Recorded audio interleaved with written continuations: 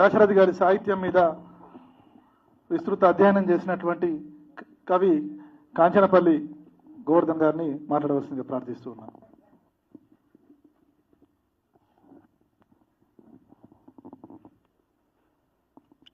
వేదిక మీద ఉన్న పెద్దలకు,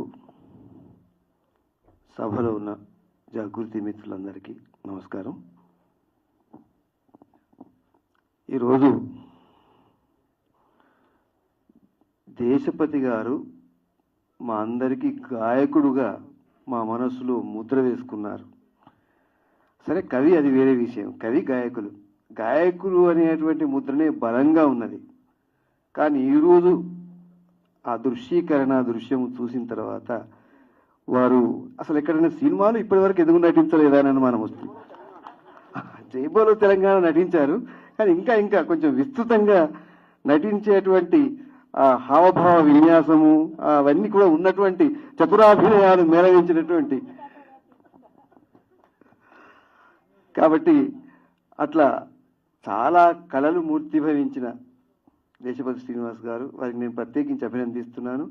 అయితే ఒక చెట్టు పచ్చగా నీరు కొలది తామర సుమ్మి అని అన్నాడు కళాపూర్ణోదయంలో. అంటే తామర ఎట్లా వికసిస్తుందంటే నీరుంటేనే కదా వికసించేది. నీరు ఎంత ఉంటే అంత తామర పువ్వు వికసిస్తుంది. కాబట్టి ఆ విధంగా జాగృతి కవిత గారు దీనికి నీరులాగా ఉండి వెనక నేపథ్యంలో ఉండి ఇటువంటి మంచి దృశ్యీకరణ, తరతరాల మన సాంస్కృతిక పునశ్చరణ చేసుకునేటువంటి అవకాశం దీని ద్వారా వచ్చింది.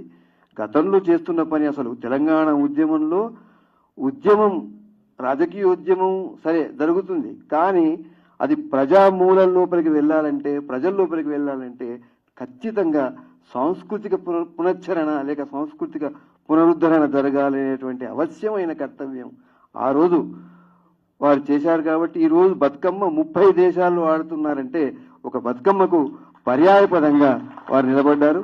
ఒక బతుకమ్మే కాదు, ఇంకా ఇతర సాంస్కృతిక అంశాలు అనేకం విషయాలకు వారు ప్రాతినిధ్యం వహించారు. కాబట్టి అందున సాహిత్యం సాంస్కృతికంగానే కాక సాహిత్యంలో కూడా సాహిత్యానికి కూడా మార్గదర్శకత్వం వహించి సాహిత్యానికి కూడా అనితర సాధ్యంగా పాదులు వేశారు. కాబట్టి సాహిత్య వికాసం కూడా తెలంగాణలో జరిగింది.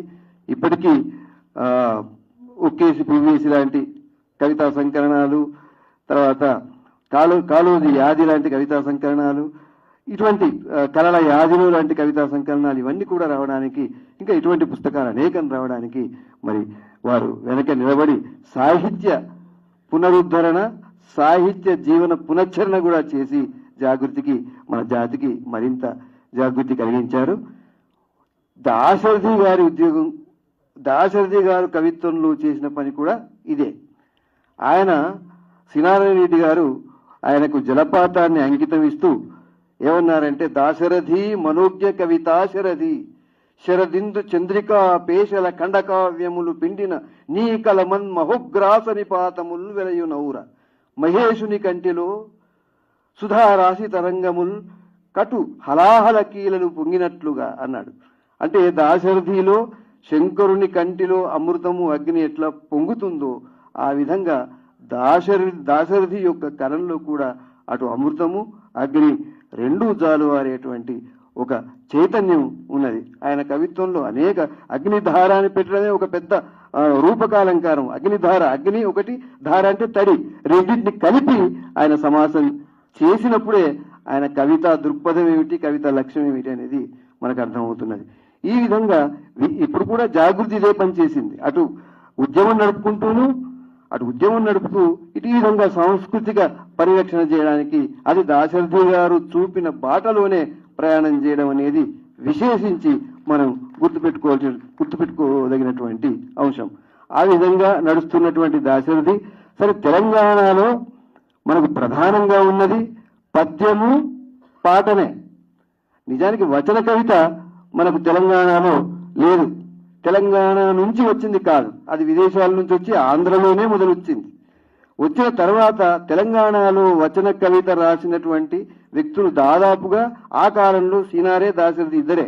మిగతా వాళ్ళు అదే తరంలో ఉన్నటువంటి కొంచెం అటుగా ఇటుగా ఉన్న వానమామలై వరదాచార్యులు గారు, బిరుదురాజు రామరాజు గారు, పల్లా దుర్గయ్య గారు, ఇటువంటి వాళ్ళు చాలా మంది ఉన్నారు. వీళ్ళెవరు వచన కవిత రాయాలి, పద్య కవితమే రాశారు. పద్యము, పాట. పాట ఒక వంక జానపదంగా ఉంది, పాట తర్వాత నాగరికుల్లో కూడా పాట విస్తృతమైనటువంటి ప్రచారం పొందింది. ఈ విధంగా పాట పద్యము ఉన్నటువంటి తెలంగాణలో వచన కవిత్వానికి అవచ్చా సోమసుందర్ ప్రభావం కావచ్చు, కుందుర్తి గారి ప్రభావం కావచ్చు, ఇటువంటి తన సమాంతర ఆంధ్ర కవుల యొక్క ప్రభావంతో వచన కవిత్వాన్ని కూడా దాశరథి మొదట తెలంగాణలో రాయడం జరిగింది. తెలంగాణ సాహిత్యం లోపలికి వచన కవిత్వాన్ని తీసుకొచ్చి చక్కగా వచన కవిత విన్యాసం దాశరథి గారు చేశారు. అందులో మా తంగేడు పత్రిక నడిచిన కాలంలో 2వ సంచికలో వేసిన ఒక కవిత కొంచెం అక్కడక్కడ చదివి వినిపిస్తాను. దాశరథి గారు మేల్కొన్న మనిషిని చూడ్డానికి వెళుతున్నాను అని ఈ వచన కవిత. ఇందులో మేల్కొన్న మనిషి అంటే చైతన్యవంతుడైన మనిషి, ఉద్యమోన్ముఖంగా వస్తున్న మనిషి,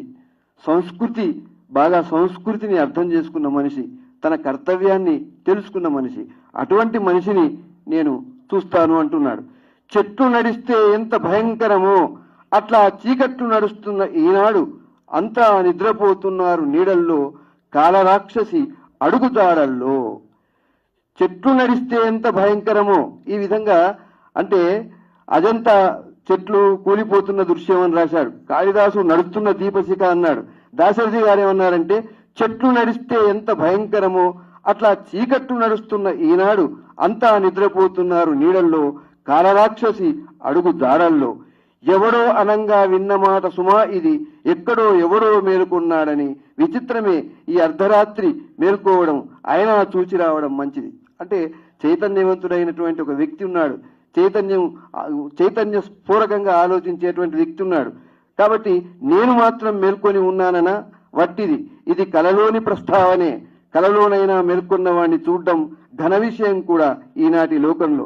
శవం బతకడం ఎంత విచిత్రమో మనం మేలుకోవడం అంత చిత్రమే. ఎవరో కొత్త రకం మేటి వైద్యుడు ఏదో కొత్త తరహా ఔషధం వాడి ఉండాలి. లేంది ఇన్నాళ్ల నల్లమందు మత్తు ఇంత త్వరగా విడిపోవడం సులభమా? ఏమైతే వెళ్ళి చూచి రావడం మంచిది, మేల్కొన్న మనిషిని చూడ్డానికి వెళ్తున్నాను అని. ఈ విధంగా ఒక చైతన్యవంతుడైన మనిషి, మేల్కొన్న మనిషి అంటే చైతన్యవంతుడైనటువంటి మనిషిని చూస్తున్నాను. అటువంటి చైతన్యమే సమాజం అంతా కూడా సంతరించుకోవాలని, ఇంకా దాశరథి కాలానికి ఇప్పుడు వస్తున్నటువంటి వచన కవిత్వంలో ఉన్న విన్యాసాలన్నీ కూడా రాలేదు, ఈ ప్రతీకలు రాలేదు. ఇంకా ఇటువంటివేవి రాని కాలంలో ప్రజలను చైతన్యవంతం చేయడానికి ఇవి ఆ జ్ఞానం ఛాయామాత్రంగా ఉంచుకొని ఈ కవిత్వాన్ని చాలా చక్కగా దాశరథి రాశారు. ఆయన గురించి చెప్పుకోవాలంటే ఇటువంటి అనేక అంశాలు ఉదాహరణగా చెప్పుకోవచ్చు. ఈ విధంగా దాశరథి రాసినటువంటి పాటలు కూడా, ఇప్పుడు విన్న పాటల గురించి అందరూ చెప్పారు కాబట్టి మళ్ళీ నేను చరణం చేయలేదు, కానీ పాటలు కూడా ఏ విధంగా ఒక చైతన్యం మేల్కోవాలి, ఏ విధంగా ఆ గాయపడిన కవి గుండెలలో రాయబడిన కావ్యాలెన్నో, కవుల గుండెలలో రాయబడినటువంటి కనపడినటువంటి విషాదము విపరీతంగా ఉంటుంది. అటువంటి విషాదాన్ని ఆయన ఎట్లా ప్రతిఫలించాడో మనం చూసాం. ఆ విధంగా ప్రతీకవాదం బలంగా లేని కాలంలో, ఇప్పటి అస్తిత్వవాదాలు ఏవి లేని కాలంలో ఆయన ప్రాంతీయ అస్తిత్వం అనుభవించి రాయడం అప్పుడు వచ్చిన నినాదం కాదు, చాలా తర్వాత వచ్చింది అనుభూతివాదం. కానీ అనుభవించి కవిత్వం రాశాడు. ఆంధ్రకోలు చాలా మంది ఉద్యమ కవిత్వం రాశారు, కానీ వాళ్ళకు అనుభవించి రాసింది కాదు. మహాప్రస్థానం కూడా ఆయన అడవులకు వెళ్ళలేదు, అడవులకు వెళ్ళి పోరాటం చేయలేదు. ఆయన తన ఇంట్లోనే ఉండి మహాప్రస్థానం కానీ వివిధ రకాలైనటువంటి తాత్విక దృక్పథాలు ఉన్నటువంటి కవిత్వం రాశారు. కానీ దాశరథి ప్రజాక్షేత్రంలో ఉండి తెలంగాణ కోసం పోరాడి తాను అనుభవించినటువంటి బాధలను కవిత్వవంతం చేశారు. అందుకే అది అటువంటి ప్రభావవంతంగా ఇంతమందిని కదిలించే విధంగా, తెలంగాణ జాతికి జాతి భావం తెచ్చే విధంగా ఇప్పుడు నిలబడింది. కాబట్టి ఈ స్ఫూర్తితో మనం ఇంకా ముందుకు సాగవలసి ఉంది.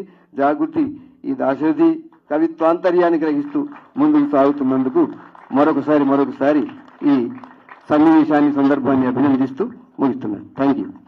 కాంచనపల్లి సార్కు కృతజ్ఞతలతో. జై తెలంగాణ, జై తెలంగాణ, జై జాగృతి.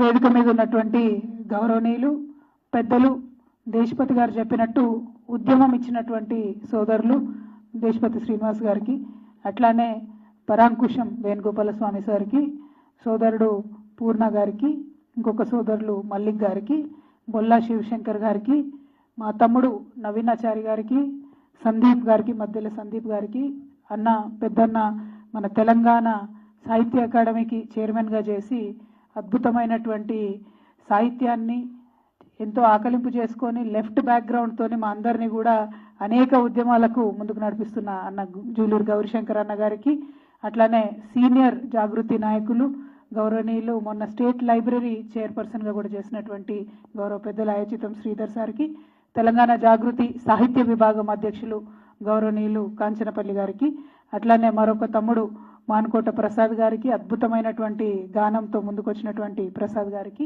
వేదిక మీద ఉన్నటువంటి నరేందర్ గారికి, సుచరిత గారికి, లావణ్య గారికి, స్వప్న గారికి, లలిత యాదవ్ గారికి, వేదిక ముందు అనేక మంది ఉన్నారు. పాపం మా కామేష్, రవి యాదవ్ అప్పటి నుంచి నిలబడే ఉన్నారు.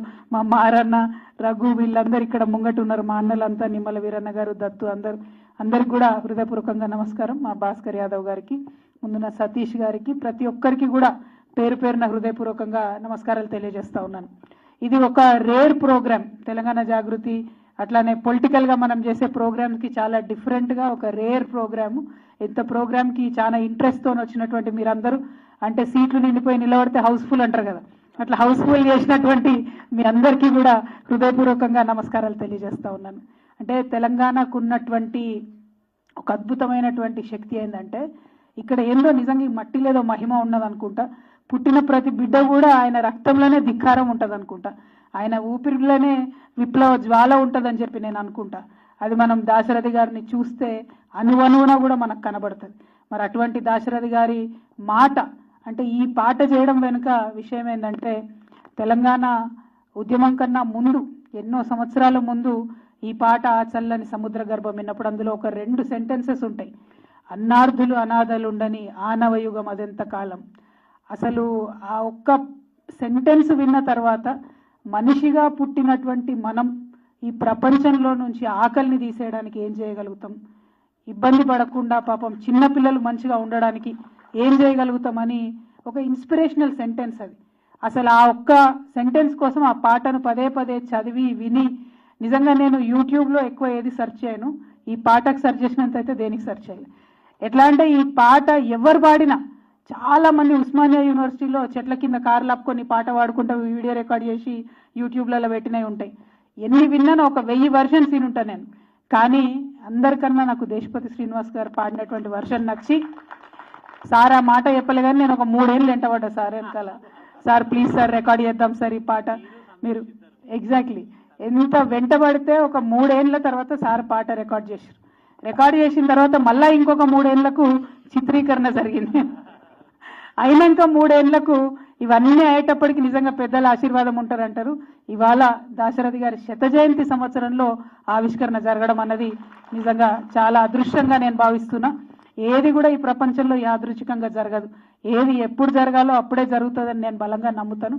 ఇవాళ ఆవిష్కరణ జరిగిందంటే ఖచ్చితంగా 100% మనకు దాశరథి గారి ఆశీర్వాదం ఉందనే మనస్ఫూర్తిగా నేను భావిస్తూ ఉన్నాను.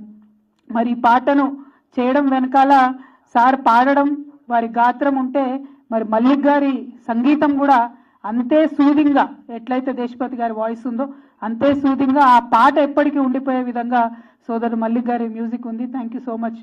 అట్లానే పూర్ణ పాపం హార్ట్ పెట్టి ఎడిటింగ్ చేసిండు, హార్ట్ పెట్టి మమ్మల్ని రమ్మన్నారు ఒకసారి వచ్చి మీరు నివాళులు అర్పించేటటువంటి దృశ్యం ఉండాలి అని అంటే, ఎక్కడ అంటే రవీంద్ర భారతికి పోయినాం.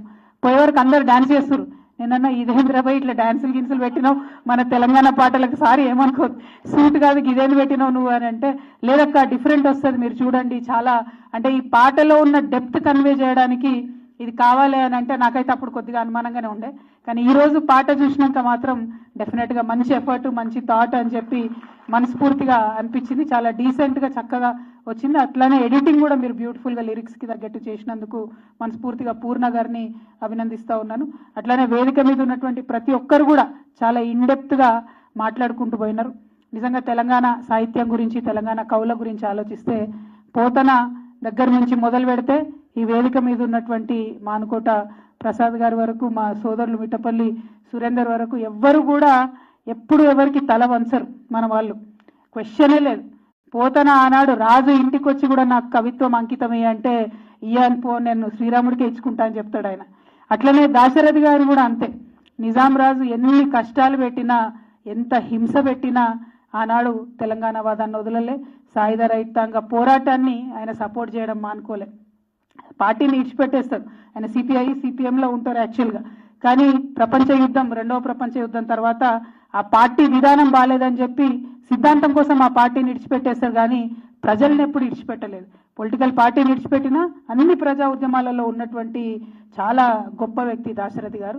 సరే, ఇందాక కూడా మాట్లాడుతుంటివి, అట్లా తెలంగాణ రావాలని చెప్పి స్వప్నించి కాంక్షించినటువంటి వ్యక్తులు తెలంగాణకు అన్యాయం జరుగుతున్నటువంటి క్రమంలో పాపం ఏదో ఇంకా ఆశ ఉండే ఆయనకు, తెలుగు వాళ్ళందరం కలిసినాం కదా బాగుంటుంది తెలంగాణ, ప్రత్యేక తెలంగాణ ఉన్నా లేకున్నా అనేటటువంటి లైన్లో ఎక్కువ ప్రత్యేక తెలంగాణ 1969లో వారి వర్క్స్ ఎక్కువ కనపడవు. కానీ ఓవరాల్గా అందరం బాగుండాలనేటటువంటి అద్భుతమైన ఆలోచనతోనే ఉండే.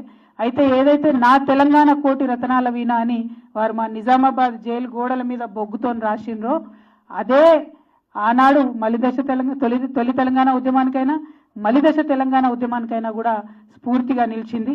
అందుకే నేను ఒక మాట అంట, ఇక్కడ ఉన్నటువంటి కవులు, వింటున్న కవులందరూ కూడా డెఫినెట్గా ఈ మాటను అంగీకరిస్తారనుకుంటున్నా. పాలకులు ఎవరన్నా కానీ గన్నుల కన్నా ఎక్కువ పెన్నులకే భయపడతారు. ఎందుకంటే ఒక్క సిరాచుక్క 1,00,000 మెదళ్ళను కదిలిస్తుంది. ఆయన బొగ్గు పట్టుకొని ఆ గోడ మీద రాసినటువంటిది దాదాపు 80 సంవత్సరాలు అయిపోతుంది. కానీ ఇప్పటికి కూడా మనం ఇంకా నా తెలంగాణ కోటి రత్నాల వీణ చెప్పుకుంటున్నామంటే అక్షరానికి ఉండే పవర్, పెన్నుకు ఉండే పవర్ దేనికి కూడా ఉండదు. మా తమ్ముడు సురేందర్ ఇంతకుముందు మాట్లాడుకుంటూ ఈ పాలన పోవాలంటే ఏదో మందు కనిపెట్టాలన్నాడు. మందు కాదు బ్రదర్, మందు గుండి సామాగ్రి తయారు చేసుకోవాలి. ఆ మందు గుండి సామాగ్రి అన్నది ఇట్లాంటి సభలలోనే తయారవుతుంది. నిజంగా నేను బయట నుండి వచ్చిన తర్వాత చూసి, అరే మళ్ళా తెలంగాణ ఉద్యమ సభలు ఎక్కువనేది, మొత్తం అందరూ ఉత్సాహంగా నిలబడి అద్భుతంగా వింటూ ఎంజాయ్ చేస్తున్నారు అనుకున్నా. మందుగుండి సామాగ్రి తయారు చేయడానికే ఇట్లాంటి సభలు, మందుగుండి సామాగ్రి తయారు చేయడానికే దాశరథిని గుర్తు చేసుకోవాలి.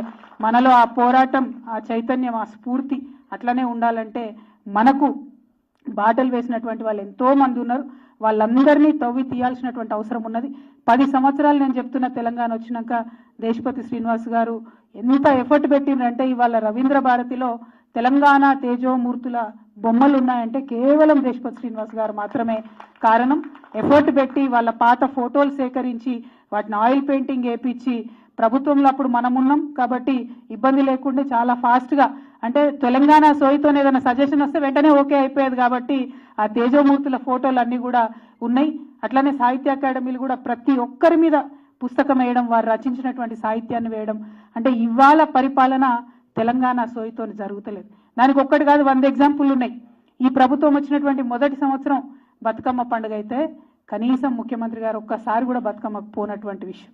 అంటే ఎందుకు చెప్తున్నా అంటే ఏ విషయంలో, 1-2 అని కాదు, ఏ విషయంలో తెలంగాణ తల్లిని మార్చి పడేస్తే దాని వెనుక ఏం చరిత్ర ఉంది, ఏం భావోద్వేగం ఉంది అని తెలియకుండా ఒక బొమ్మను తీసుకొచ్చి అడబెట్టి ఇది మీ అమ్మ అంటే దాన్ని ఎట్లా యాక్సెప్ట్ చేస్తాం, ఎట్లా తెలంగాణ సమాజం యాక్సెప్ట్ చేస్తుంది? అంటే ఆ సోయితోని పరిపాలన జరిగినప్పుడు ప్రజలకు మంచి చేయాలి, వీళ్ళు నా వాళ్ళు, నా సోదరులు, నా బిడ్డలు అని అనుకుంటే పరిపాలన బాగుంటుంది. లేదంటే చెట్లు వీకేసుడు, లేళ్లను కూడా వదిలిపెట్టనటువంటి పరిస్థితి ఉంటుంది. ఆ వీడియో చూస్తుంటే, ఆ నెమళ్ళు అరుస్తుంటే నిజంగా కళ్ళ నీళ్ళు పెట్టుకోనరు లేరు తెలంగాణలో. నాకు ఎన్ని ఊర్ల నుంచి ఎంతమంది మనకు మెసేజ్ పెట్టిరు, మీరు వెళ్ళండి ఏం చేస్తున్నారు, హెచ్సియూకి ఎందుకు పోవడం లేదని చెప్పి మెసేజ్ పెడుతున్నటువంటి పరిస్థితి. కానీ ఇవాళ అక్కడ తెలంగాణ నేల మీద 1 సంవత్సరం 2 సంవత్సరాల నుంచి చదువుకున్న బోర్డింగ్ వాళ్ళు ఉన్నట్టున్నారు. వాళ్ళు అద్భుతంగా ఉద్యమాలు చేస్తున్నారు, మా యూనివర్సిటీ మాకు కావాలని. మళ్ళా బీఆర్ఎస్వి, జాగృతి, ఉస్మానియా యూనివర్సిటీ విద్యార్థులందరూ కూడా పెద్ద ఎత్తున అక్కడ పోయి ఉద్యమాలు చేసి మద్దతు ఇస్తూ ఉన్నారు. ఆ పోరాట స్ఫూర్తిని డెఫినెట్గా కొనసాగిద్దాం.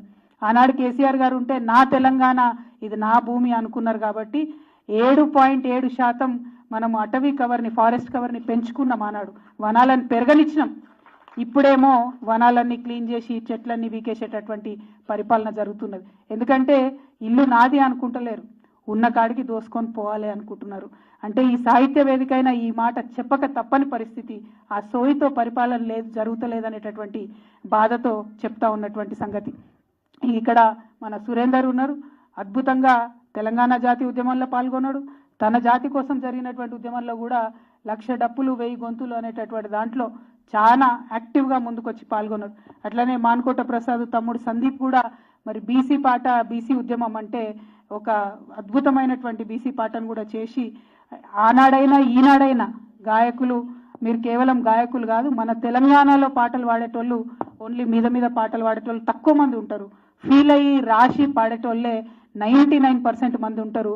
అటువంటి తమ్ముళ్ళు, అటువంటి సోదరులందరూ కూడా మరి ముందుకు రావడం, తెలంగాణలో జరుగుతున్న ప్రతి ఉద్యమానికి బాసటగా నిలవడం ఇది యాదృచ్ఛికం కాదు, ఇది దాశరథి గారి వారసత్వం, దాశరథి గారి ఆశీర్వాదం అని చెప్పి నేను మనస్ఫూర్తిగా నమ్ముతూ, మరి గౌరవనీయులు పెద్దలు దేశపతి శ్రీనివాస్ గారు చెప్పినట్టు వారు ఇంకా ఏం సూచనలు చేసినా తెలంగాణ జాగృతి ఒక సాహిత్య సంస్థ ప్రాథమికంగా, కాబట్టి ఖచ్చితంగా ఆ సూచనలన్నీ ముందుకు తీసుకొని వెళ్తాం.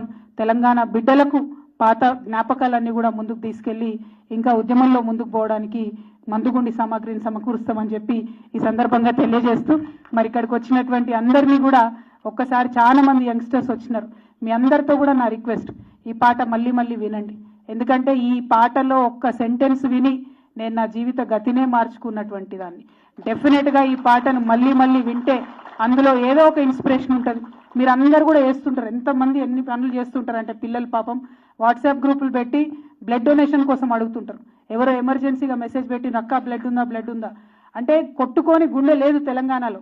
ఎట్లా పనిచేయాలి, ఏ మార్గంలో పనిచేయాలి అనేటటువంటి అవకాశం దొరకకనే చాలా మంది పనిచేయడానికి ముందుకు రారు. కాకపోతే ప్రతి ఒక్కరు కూడా స్పందిస్తారు. కష్టంలో ఉన్నారంటే పని చేయని వాళ్ళు ఇవాళ ఎక్కడ కూడా లేరు. ఎక్కడో ఒక చోట మీ గల్లీలో మీరు సర్వీస్ చేస్తున్నారు, ఆన్లైన్లో వీలైన కాడికి ఆన్లైన్లో సర్వీస్ చేస్తున్నారు. ప్రతి ఒక్కరు కూడా ఉద్యమంలో కలిసి వస్తున్నారు. మీ అందరితో కూడా రిక్వెస్ట్ ఒకటే, సాహిత్యం ఎంత చదివితే ఇంకా చైతన్యం అంత వస్తుంది. కాబట్టి ఖచ్చితంగా ఈ పాటను మళ్ళీ మళ్ళీ వినండి, 10 మందికి ప్రమోట్ చేయండి. ఇటువంటి పాటలు రావాల్సినటువంటి అవసరాన్ని గుర్తు పెట్టుకోండి అని చెప్పి మా యువ మిత్రులందరూ కూడా మళ్ళీ ఒకసారి తెలియజేస్తూ థ్యాంక్ యూ సో మచ్. జై తెలంగాణ, జై తెలంగాణ. Thank you.